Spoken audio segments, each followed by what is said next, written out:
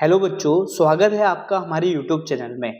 बच्चों, आज की इस क्लास में हम कक्षा 9वीं के विज्ञान के चैप्टर नंबर 1 हमारे आसपास के पदार्थ से संबंधित महत्वपूर्ण एमसीक्यू क्वेश्चन, मतलब जो ऑब्जेक्टिव क्वेश्चन आते हैं ना आपके पेपर में 30 मार्क्स के, वो लेकर आए हैं। तो आपके लिए यह लेक्चर देखना बहुत ही महत्वपूर्ण है, क्योंकि यहाँ से बच्चों आपके जो चैप्टर नंबर 1 है हमारे आसपास के पदार्थ से जितने भी एमसीक्यू क्वेश्चन बनने वाले हैं उन सभी को हम इस क्लास में डिस्कस करेंगे। साथ ही उनसे जुड़े कुछ एक्स्ट्रा फैक्ट देखेंगे जो आपके 2 नंबर वाले प्रश्न पूछे जाते हैं, उनमें भी आपको हेल्प हो जाएगी। तो शुरुआत करते हैं पहले प्रश्न के साथ। तो प्रश्न है कि पदार्थ की किस अवस्था में किसी वस्तु का एक निश्चित आकार, स्पष्ट सीमाएं एवं नगण्य संपीड्य होती है। तो ये कौन सी अवस्था होती है बच्चों, बताइए आप। पहले देखिए 4 ऑप्शन है, इसमें से आपको एक उत्तर चुनना है। तो बताइए क्या उत्तर होगा आपका। तो यहाँ पे राइट आंसर हो जाएगा ऑप्शन नंबर सी, ठोस। तो डिटेल में समझते हैं बच्चों। ठोस पदार्थ में कणों के बीच आकर्षण बल सबसे अधिक होता है, इसलिए उनका आकार निश्चित होता है और उन्हें दबाया नहीं जा सकता है। तो यह बात आपको ध्यान रखनी है। यहाँ पे करेक्ट आंसर क्या हो जाएगा, ऑप्शन नंबर सी, ठोस। ठीक है। अगला प्रश्न है कि गैसों के किस गुण के कारण उन्हें सिलेंडर में भर के रखा जा सकता है। तो ये गैसों में कौन सा गुण होता है, मतलब गैसों के किस गुण के कारण उन्हें सिलेंडर में भरकर रखा जा सकता है। तो ये होता है संपीड्यता। करेक्ट आंसर हो जाएगा यहाँ पे ऑप्शन नंबर बी। बच्चों, गैसों में कणों के बीच बहुत रिक्त स्थान होता है, जिससे उन्हें उच्च दाब पर कम आयतन में दबाया जा सकता है। तो याद रखना उत्तर क्या है, संपीड्यता। मैं आपको बता दूं, यहां पर हम एलपीजी और सीएनजी के फुल फॉर्म की भी बात कर लेते हैं। एलपीजी का मतलब है लिक्विफाइड पेट्रोलियम गैस, वहीं सीएनजी का मतलब है कॉम्प्रेस्ड नेचुरल गैस। ये इनके फुल फॉर्म भी है जो आपको याद रखना है। नेक्स्ट क्वेश्चन है कि द्रव अवस्था में परिवर्तित हुए बिना ठोस अवस्था से सीधे गैस में बदलने की प्रक्रिया को हम क्या कहते हैं। तो इसे कहते हैं ऊर्ध्वपातन। क्या बोलते हैं, ऊर्ध्वपातन। बच्चों, जब कोई ठोस गर्म करने पर बिना पिघले सीधे गैस बन जाता है तो इसे हम ऊर्ध्वपातन कहते हैं। करेक्ट आंसर हो जाएगा यहाँ पर ऑप्शन नंबर सी। यहाँ पर हम ऊर्ध्वपातन के कुछ इंपोर्टेंट एग्जाम्पल की बात करें तो वह कपूर और अमोनियम क्लोराइड होता है, ये आपको ध्यान रखना है। अगला प्रश्न है कि ठोस कार्बन डाइऑक्साइड को किस नाम से जाना जाता है। तो बच्चों मैं आपको बता दूं कि ये जो ठोस कार्बन डाइऑक्साइड है ना, इसे शुष्क बर्फ, ड्राई आइस के नाम से जानते हैं। तो इसे शुष्क बर्फ के नाम से क्यों जानते हैं, क्योंकि यह पिघलकर द्रव नहीं बनाता है, सीधे गैस में बदल जाता है। ये आपको ध्यान रखना है। ठीक है बच्चों। अगला प्रश्न है कि 300 केल्विन तापमान का डिग्री सेल्सियस में क्या मान होगा। तो मैं आपको बता दूं कि ये जो 300 केल्विन तापमान है ना, इसे अगर हम डिग्री सेल्सियस में कन्वर्ट करें तो 27 डिग्री सेल्सियस के बराबर हो जाएगा। कैसे, तो आप देख सकते हो बच्चों, डिग्री सेल्सियस को अगर, मतलब एक फॉर्मूला होता है कौन सा वाला, कि जो केल्विन है ना वो बराबर होता है डिग्री सेल्सियस प्लस 273। मतलब यहाँ पर अगर आपको डिग्री सेल्सियस की वैल्यू निकालना है तो ये वाला फॉर्मूला लगाना पड़ेगा। केल्विन कितना देके रखा है, 300, तो 300 में से 273 जाएगा तो कितना आएगा, 27। तो यहाँ पर राइट आंसर क्या हो जाएगा, क्या हो जाएगा कि 27 डिग्री सेल्सियस, मतलब 300 केल्विन तापमान कितने डिग्री सेल्सियस के बराबर होता है, तो 27 डिग्री सेल्सियस के बराबर होता है। अगला प्रश्न है बच्चों कि कणों के बीच बढ़ते हुए आकर्षण बल के अनुसार कौन सा क्रम सही होता है। तो कणों के बीच जो आकर्षण बल है वो सबसे अधिक किस में होगा, थोड़ा ध्यान से देखना। सबसे अधिक किस में होगा, तो बच्चों वो होगा चीनी में, फिर उससे कम जल में, फिर सबसे कम ऑक्सीजन में।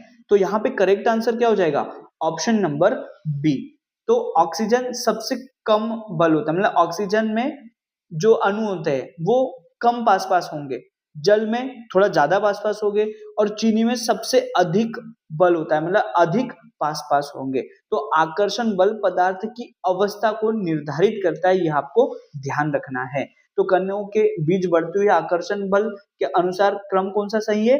तो पहले कम होगा ऑक्सीजन में, फिर उससे ज्यादा जल में और फिर सबसे ज्यादा चीनी में। ठीक है बच्चों, अब अगले प्रश्न की ओर चलते हैं। 100 डिग्री सेल्सियस तापमान पर किसमें अधिक ऊर्जा होती है? तो मैं आपको बता दूं, सबसे अधिक अगर ऊर्जा की बात करें तो वो होती है भाप में। करेक्ट आंसर है यहाँ पर ऑप्शन नंबर बी। बच्चों, ताप के कणों में गुप्त ऊष्मा के रूप में अतिरिक्त ऊर्जा अवशोषित होती है जो उबलते जल में नहीं होती है। इसलिए भाप से जलना उबलते पानी से जलने से अधिक कष्टदायक होता है, ये आपको ध्यान रखना है। राइट आंसर हो जाएगा ऑप्शन नंबर बी, भाप या वाष्प। अगला प्रश्न है कि गैस से सीधे ठोस बनने की प्रक्रिया को क्या कहते हैं? गैस से अब हम क्या बना रहे हैं? ठोस बना रहे हैं, तो इसे बोलते हैं निक्षेपण, डिपोजिशन। तो बच्चों, मैं आपको बता दूं कि यह ऊर्ध्वपातन की ठीक विपरीत प्रक्रिया है, जहां गैस बिना द्रव बने सीधे ठोस बन जाती है। उदाहरण की ओर देखें हम, तो सर्दियों में जो खिड़कियां पर पाला जमना, यह इसका उदाहरण होता है। तो बच्चों, मैं आपको बता दूं कि गैस से सीधे ठोस बनने की प्रक्रिया को हम निक्षेपण कहते हैं। अगला प्रश्न है कि दाब का एसआई मात्रक क्या होता है? तो दाब का जो एसआई मात्रक है वो क्या होता है बच्चों? पास्कल होता है। राइट आंसर हो जाएगा ऑप्शन नंबर सी। तो दाब को पास्कल में मापा जाता है। आपको याद रखना है, यहाँ पे तापमान का अगर एसआई यूनिट पूछे तो केल्विन और दाब का पास्कल होता है। ये सभी प्रश्न आपको याद रखना है। अब हम बच्चों अंतिम प्रश्न की ओर चलते हैं कि पदार्थ की मुख्यतः कितनी अवस्थाएं होती है? तो वो होती है 3 अवस्थाएं होती है। कौन कौन सी? ठोस, द्रव और गैस। ये आपको ध्यान रखना है। अब हम आगे कुछ और एक्स्ट्रा एमसीक्यू करने वाले हैं, जो यहाँ पे हमने अभी जो क्वेश्चन किए ना, ऐसे ही प्रश्न है, बस उसमें कुछ चेंजेस रहेगा बच्चों, तो इसे भी आप कंटिन्यू ध्यान से देखिएगा। ठीक है, अब चलते हैं अगले प्रश्न की ओर। निम्न में से किस अवस्था में पदार्थ का आकार और आयतन दोनों निश्चित होते हैं? तो बच्चों, मैं आपको बता दूं कि ठोस एक ऐसी अवस्था होती है जिसमें पदार्थ का आकार और आयतन दोनों निश्चित होते हैं। इसको डिटेल में समझते हैं। करेक्ट आंसर है यहाँ पे ऑप्शन नंबर सी, ठोस। तो ठोस पदार्थ में कणों के बीच कौन सा बल रखता है? तो सबसे अधिक जो आकर्षण बल है वो सबसे अधिक होता है। इसलिए इनका जो आकार और आयतन है ना, वो कभी भी बदलता नहीं है। इसलिए आपको याद रखना है कि इनका जो आकार और आयतन है वो कैसा होता है? निश्चित होता है। ठीक है बच्चों, और द्रव का जो आयतन है ना वो निश्चित होता है, लेकिन उसका जो आकार होता है ना वो निश्चित नहीं होता है। ठीक है, तो आपको ध्यान रखना है यहाँ पर कि ठोस अवस्था में पदार्थ का आकार और आयतन दोनों निश्चित होते हैं। अगला प्रश्न है कि वह प्रक्रिया जिसमें कोई ठोस पदार्थ द्रव में बदले बिना सीधे गैस में बदल जाता है, क्या कहलाती है? तो इस अभिक्रिया का नाम क्या होता है बताइए? तो इसे हम कहते हैं ऊर्ध्वपातन अभिक्रिया। राइट आंसर हो जाएगा ऑप्शन नंबर बी। ठीक है बच्चों, तो देखो मैं आपको बता दूं कि इस प्रक्रिया में ठोस सीधे गैस में और गैस सीधे ठोस में बदल जाती है। उदाहरण के तौर पर अगर हम समझे तो कपूर और जो अमोनियम क्लोराइड है ना, इनको गर्म करने पर ये सीधे क्या हो जाते हैं बच्चों? सीधे ठोस से द्रव में बदले बिना क्या गैसीय हो जाते हैं, मतलब गैस में परिवर्तित हो जाते हैं। और आपको मैं बता दूं कि ये जो ड्राई आइस होता है, शुष्क कार्बन डाइऑक्साइड भी सीधे गैस में बदलती है, ये आपको ध्यान रखना है। तो याद रखना है कि ऊर्ध्वपातन वह प्रक्रिया है जिसमें ठोस पदार्थ द्रव में बदले बिना सीधे गैस में बदल जाता है। राइट आंसर हो जाएगा ऑप्शन नंबर बी। अगला प्रश्न है बच्चों कि सतही क्षेत्रफल सरफेस एरिया बढ़ने पर वाष्पीकरण की दर पर क्या प्रभाव पड़ता है? तो मैं आपको बता दूं कि जब सतही क्षेत्रफल बढ़ने पर वाष्पीकरण की जो दर है ना, ये क्या होती है? बढ़ जाती है। क्या हो जाती है? बढ़ जाती है। जैसे कि एक्सप्लेनेशन देख लो कि वाष्पीकरण एक सतही परिघटना है सतह बड़ी होने पर कणों को वाष्प बनने का अधिक अवसर मिलता है, इसलिए हम बोलेंगे कि बढ़ जाती है। आपको मैं बता दूं कि अगर हम कप की जगह प्लेट में चाय पीते तो वो जल्दी ठंडी हो जाती है कि नहीं? ये बताओ मुझे कि इसका क्षेत्रफल कम है तो ये चाय ठंडी धीरे होगी, लेकिन ये जो जिसका क्षेत्रफल अधिक हो जाएगा, मतलब प्लेट का क्षेत्रफल अधिक है, तो वो जो चाय है ना वो जल्दी ठंडी हो जाएगी। ठीक है, इससे आप याद रख सकते हो। तो करेक्ट आंसर हो जाएगा यहाँ पे ऑप्शन नंबर सी, बढ़ जाती है। ठीक है बच्चों, अब अगला प्रश्न है कि 100 डिग्री सेल्सियस तापमान पर पानी की अपेक्षा 100 डिग्री सेल्सियस की भाप अधिक जलन पैदा करती है, ऐसा क्यों होता है? तो बच्चों मैं आपको बता दूं कि जो भाप में वाष्पीकरण की गुप्त ऊष्मा होती है, क्या? भाप में वाष्पीकरण की गुप्त ऊष्मा होती है, इसी कारण से 100 डिग्री सेल्सियस तापमान पर पानी की अपेक्षा 100 डिग्री सेल्सियस की भाप अधिक जलन पैदा करती है। तो भाप के कणों ने वाष्पीकरण की गुप्त ऊष्मा के रूप में अतिरिक्त ऊर्जा अवशोषित कर ली होती है, इसलिए समान तापमान पर भी भाप में ऊर्जा क्या होती है? अधिक होती है। ये आपको ध्यान रखना है। तो करेक्ट आंसर है यहाँ पे बच्चों भाप में वाष्पीकरण की गुप्त ऊष्मा। ठीक है, अगला प्रश्न है बच्चों कि तापमान बढ़ने पर पदार्थ के कणों की गतिज ऊर्जा पर क्या प्रभाव पड़ता है? तो मैं आपको बता दूं कि जैसे जैसे हम टेम्परेचर बढ़ाएंगे तो कणों की जो गतिज ऊर्जा है ना वो भी क्या होगी? बढ़ती जाएगी। तो यहाँ पे राइट आंसर हो जाएगा ऑप्शन नंबर बी। तो बच्चों तापमान बढ़ने से कणों की गति तेज हो जाती है, ये आपको याद रखना है। गति बढ़ने से उनकी गतिज ऊर्जा भी क्या होंगी? बढ़ जाती है। तो मैं आपको ऐसे ही और एग्जांपल दे देता हूं कि गर्म खाने की जो महक है ना वो दूर तक जाती है, मतलब तेज विसरण के कारण, मतलब वो फैलती अधिक है। ये आपको याद रखना है। करेक्ट आंसर है कि तापमान बढ़ने पर पदार्थ के कणों की गतिज ऊर्जा पर क्या प्रभाव पड़ता है? तो वो भी क्या हो जाएगी? बढ़ जाएगी। अगला प्रश्न है वैज्ञानिक रूप से पदार्थ कहलाने के लिए किसी वस्तु में क्या होना आवश्यक होता है? तो मैं आपको बता दूं अगर हम पदार्थ किसे कहेंगे पता है? जिसमें द्रव्यमान और आयतन दोनों उपस्थित हो उसे हम पदार्थ कहेंगे। तो बच्चों संसार की कोई भी वस्तु जिसका द्रव्यमान हो और जो स्थान घेरती है, मतलब जिसका आयतन हो, वो क्या कहलाएगा? पदार्थ कहलाते हैं।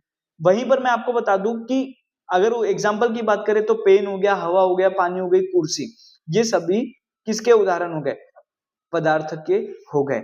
ये आपको याद रखना है। और ये जो थॉट, लव, कोल्ड, ये पदार्थ नहीं है क्योंकि इनका क्या? द्रव्यमान नहीं होता है। आपको याद रखना है वो कैसी? कोई भी वस्तु होना चाहिए जो क्या करती है, मतलब जिसका अपना द्रव्यमान हो और स्थान घेरती है, जैसे कि पेन हो गया, हवा हो गया, पानी हो गई, कुर्सी हो गई। ये स्थान और इनका द्रव्यमान दोनों होता है। ठीक है, तो करेक्ट आंसर है यहाँ पर कि वैज्ञानिक रूप से पदार्थ कहलाने के लिए किसी वस्तु में क्या होना आवश्यक है? द्रव्यमान और आयतन दोनों। अगला प्रश्न है कि तापमान का एसआई मात्रक क्या होता है? बच्चों मैं आपको बता दूं कि जो तापमान होता है ना इसका एसआई मात्रक केल्विन होता है। क्या होता है? केल्विन। तो वैज्ञानिक कार्यों में तापमान का जो एसआई मात्रक है वो केल्विन होता है। और साथ ही आपको यहाँ पे बहुत ही इंपॉर्टेंट पॉइंट याद रखना है कि 0 डिग्री सेल्सियस 273.15 केल्विन के बराबर होता है। ये आपको ध्यान रखना है। और केल्विन में अगर किसी चीज का टेम्परेचर निकालना है, मतलब डिग्री सेल्सियस से अगर आपको केल्विन में कन्वर्ट करना है, तो वहां पर ये फॉर्मूला आपको याद रखना है। जैसे कि अगर आप बोले कि 100 डिग्री सेल्सियस कितने केल्विन के बराबर है, तो वो 373 केल्विन के बराबर हो जाएगा। मतलब यहाँ पे 100 डिग्री सेल्सियस रखोगे, दोनों को ऐड करोगे तो केल्विन का वैल्यू मिल जाएगा। क्या ये बात आपको समझ में आई? अब अगला प्रश्न है कि शुष्क बर्फ रासायनिक रूप से क्या है? मतलब जो ड्राई आइस है ना वो क्या है? तो मैं आपको बता दूं कि ड्राई आइस के नाम से ठोस कार्बन डाइऑक्साइड मतलब CO2 को जाना जाता है। यहाँ पे करेक्ट आंसर हो जाएगा ऑप्शन नंबर बी। ठीक है बच्चों, तो जब कार्बन डाइऑक्साइड गैस को उच्च दाब पर ठंडा किया जाता है तो वह ठोस बन जाती है। इसे शुष्क बर्फ इसलिए कहते हैं क्योंकि यह पिघलकर गीला नहीं करती है, सीधे गैस बनती है। तो आपको यह पॉइंट याद रखना है। इसका प्रयोग हम कहां पर करते हैं, तो इसका उपयोग बच्चों प्रशीतन मतलब रेफ्रिजरेशन में होता है, ये आपको ध्यान रखना है। करेक्ट आंसर हो जाएगा ऑप्शन नंबर बी, ठोस कार्बन डाइऑक्साइड। ओके बच्चों, अब चलते हैं अगले प्रश्न की ओर। हमारा अगला प्रश्न है कि वायु में आर्द्रता अधिक होने पर वाष्पीकरण की दर पर क्या असर होता है। तो मैं आपको बता दूं कि वायु में अगर आर्द्रता अधिक हो रही है, वाष्पीकरण की दर क्या हो जाएगी पता है, घट जाती है। यहाँ पे राइट आंसर हो जाएगा ऑप्शन नंबर बी। तो आर्द्रता का अर्थ है हवा में पहले से मौजूद पानी की मात्रा। यदि हवा में पानी पहले से ज्यादा है तो वह और पानी नहीं सोख सकती है, इसलिए वाष्पीकरण धीमा हो जाता है। ठीक है बच्चों, तो बारिश के मौसम में कपड़े देर से सूखते हैं, वो यही कारण होता है कि बारिश के मौसम में कपड़े देरी से सूखते हैं। ठीक है, तो करेक्ट आंसर क्या है यहाँ पर कि वायु में आर्द्रता अगर अधिक होगी तो वाष्पीकरण की दर पर क्या असर पड़ेगा, तो वो घट जाती है। ठीक है, अब अगला प्रश्न है हमारा कि पदार्थ की किस अवस्था को सबसे आसानी से दबाया जा सकता है। तो पदार्थ की जो गैसीय अवस्था होता है ना, इसे हम सबसे ज्यादा मतलब आसानी से हम दबाया जा सकता है। जैसे कि आप देख सकते होंगे बच्चों, जो एलपीजी गैस होती है या जो सीएनजी गैस होती है, इसको कंप्रेस्ड करके फिल किया जाता है ना, तो आप इसी से ध्यान रख सकते हो। तो पदार्थ की किस अवस्था को सबसे आसानी से दबाया जा सकता है, तो गैसीय अवस्था को सबसे आसानी से दबाया जा सकता है। उम्मीद करता हूं यह प्रश्न आपको समझ में आ गए होंगे। और बच्चों, अभी तक आपने हमारे YouTube चैनल को सब्सक्राइब नहीं किया है तो सबसे पहले आप चैनल को सब्सक्राइब करें और एक कमेंट तो जरूर लिखें कि आपको हमारी मेहनत कैसी लग रही है। तो बच्चों, कक्षा 9वीं के जो चैप्टर नंबर 1 है, कौन सा, पदार्थ, उसे संबंधित जितने भी एमसीक्यू बनने वाले थे वो हमने इस क्लास में डिस्कस कर लिए हैं। अब हम अगले क्लास में चैप्टर नंबर 2 को लेकर आएंगे, जहां पर हम ठीक इसी प्रकार एमसीक्यू क्वेश्चन करेंगे जो आपके एग्जाम के लिए बहुत ही हेल्पफुल रहने वाले हैं। यदि आपने अभी तक हमारे YouTube चैनल को सब्सक्राइब नहीं किया है तो इसे सब्सक्राइब जरूर कर ले और अपने दोस्तों के बीच में शेयर भी कर दे। So thank you so much guys for watching this video. Bye bye, take care.